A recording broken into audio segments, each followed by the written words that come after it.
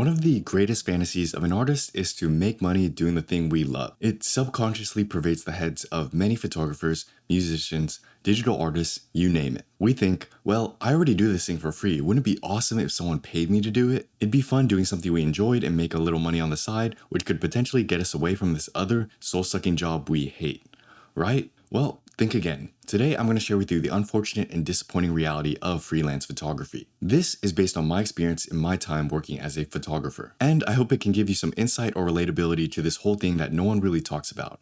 Let's get started. My experience. A few years ago, I began my journey as a freelance photographer. I was already making YouTube videos on this channel and had a part-time job, but I wanted to do more important creative stuff. I was tired of the monotony of menial labor, just biding my time waiting for my shifts to end. And although the jobs I had before were objectively easy, they weren't meaningful or fulfilling, and I wanted something that felt more worth my time, even if it was hard. So the obvious next step was to freelance. If you don't know what freelance means, it just means work for hire, meaning someone pays you and you do something for them, but you're not under any sort of salary or W-2 type thing. It works for both parties because you don't have to hire someone full-time, while independent artists can stay independent. Musicians will do this to help finish songs or an album, or even play at a wedding. Artists will do this by commission, either to help finish a project or by making custom artwork for someone. And photographers will usually take photos for people at family events, gatherings, birthdays, and weddings. And usually you'll begin freelancing through friends and family members that reach out. As a creative, it could be a great way to make money, get experience, and build out your portfolio. So I began as a video editor because I had some experience making these YouTube videos. Then I gradually moved into portrait shoots, engagements, and every now and then, weddings. And I will say, I was lucky. I didn't fully get caught up in the freelance life. Rather, I kept my YouTube channel as a priority and only did gigs occasionally.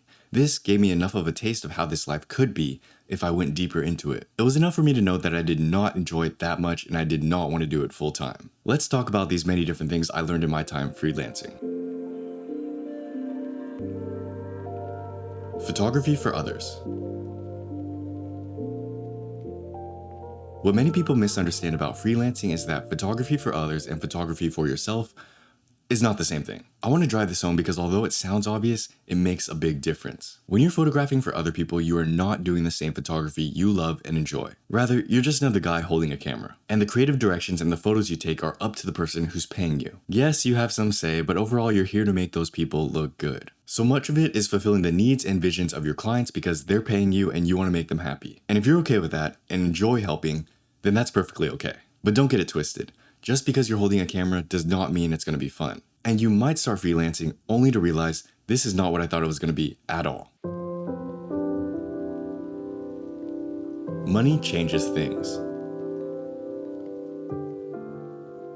One of the greatest lessons I learned from freelancing is that money really does change everything. Everything has a price tag, even the money you're promised at the end of a gig. It determines the type of clients you get, whether they're easy to work with or not. It determines the expectations of your photos, how good of a job you're expected to do, and it determines what kind of service you provide. The more money someone is willing to pay, the more they expect to get. So a lot of people think it'd be great to book some expensive gig. But if you're not careful, you can easily take on some jobs that pay well but are way more trouble than they're worth. If someone's giving you $1,000 for this photo shoot, you have to do a good job. It's no longer loose and pressure-free. Good photos are not just expected, they're required. Plus, there are a lot of unspoken add-ons like constant communications, reassuring your clients, location scouting, hoping the weather is good so you don't have to reschedule, etc., etc., etc. These will almost always add up in time and effort in some way, such that what you once thought was a good deal or easy money ends up evening out. The lesson being, the more money someone's giving you, the more unspoken things you're expected to do. And if you're not built for the hustle,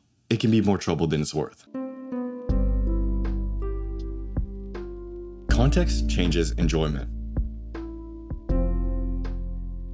How much we enjoy something heavily depends on the context of that thing. When we have a hobby, we're usually doing it on our own time. There's no pressure or expectations, we're relaxed. But when we turn it into work, that could be enough to make us not like it. You see, I enjoy street and travel photography. Usually that looks like me going on walks during sunset or being out in a different country exploring and taking pictures of what I see. That's fun. But that's completely different than the experience of a wedding or a freelance gig. You see, if you freelance for long enough, you learn that the big bucks are in wedding photography. Little gigs here and there can make you some money, but weddings can pay really, really well. And then you'll think about weddings and be like, oh yeah, weddings are fun. Everyone's just drinking and dancing and all that stuff. I could do that. And then you quickly realize that everyone else is drinking and dancing. You're on the clock. And weddings are way more fun if you're a guest, at least in my experience. So although I like photography, I like it in that specific context of street and travel. And changing this context can completely alter whether you like it or not. Keep that in mind.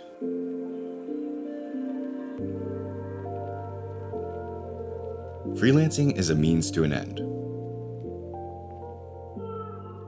Freelancing is a means to an end, meaning it's an in-between job to make ends meet, not a full-time job or not something you do forever. At least that's how I view it. Eventually, you're supposed to transition and move into the bigger job that you want to do long-term. So many people get caught up in the hustle of photography gigs and they end up going down a path they didn't mean to go down. They get one gig, they do a good job, they get another gig, so on and so forth. And they can quickly forget to transition out of freelance photography into something more. And sure, some people want that, they enjoy freelancing and they want to do that full time. But most people, I think, would struggle to do that forever. It's hard to never have stable work, always be worried about where the next dollar is coming from, and hustling to make ends meet. So if you're thinking about freelancing, be careful. You can stick with it if you really like it, but I'd recommend to have an exit. Find something bigger and more long-term that coincides with the career goals and lifestyle you're aiming for.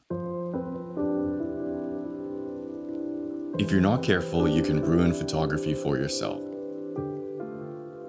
Freelance photography isn't for everyone. Some people love it, some people don't have a choice and they do it to pay the bills, others hate it. I'm part of the group that now understands what photography I enjoy. And if the photography I do isn't within that range or spectrum, I probably won't take the job. Because the more I do a version of photography I don't like, the less I want to do my own photography. Meaning, if you're not careful, you can ruin photography for yourself. You just spent all this time taking and editing photos for other people. Will you really have the motivation to work on your own stuff? This feeling only increases as time passes. Day by day, you'll stop working on your own projects, stop doing the photography you enjoyed, and soon lose sight of the photography you once loved. Because let's remember, although freelance photography, it is also work. And turning your hobby into a job can be a quick way to ruin it for yourself, which is why many people prefer to keep their work and their hobbies separate. You might be one of them. There are no solutions. As I reflect on my time freelancing, this phrase comes to mind.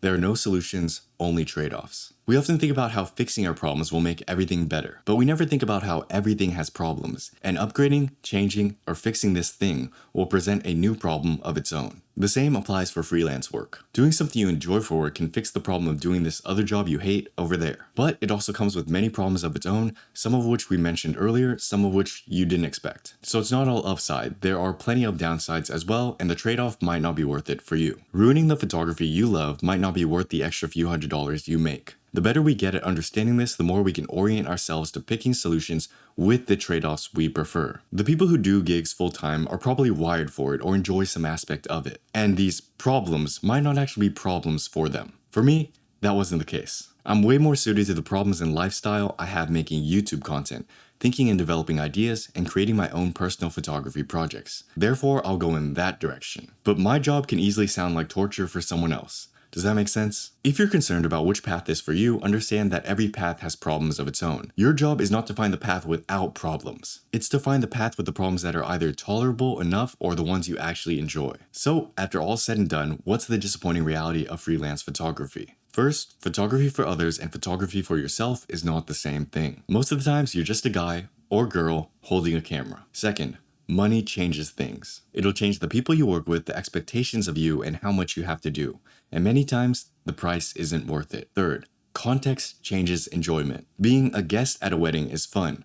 Working at a wedding isn't as much fun. Fourth, freelancing is a means to an end. Don't get caught up in the hustle and get stuck, unless you want to, of course. 5. Be careful not to ruin photography for yourself. You just got done taking and editing a bunch of photos. Do you really think you want to do more? And finally, 6, there are no solutions, only trade-offs. No job is perfect, even your dream job. So don't look for a job without problems. Find the one that is right for you. If you're still on the cusp of whether or not you should freelance, I'd say try it out. Because the easiest way to learn if you like or dislike something is to try it. It might be something you enjoy doing every now and then, or you might find yourself really liking it. I personally choose to leave the door open and pick up a gig every now and then. I just know I couldn't and don't want to do it forever. So I hope this was helpful or entertaining in some way. If you want to learn more, check out Photography Essentials in the link down below. It's free. And if you want to help support me, there's a travel fund on my website somewhere, or you can grab a copy of my zine, The Sinking Sun, which is currently on sale. As always, thanks for watching. Have a great day. Peace.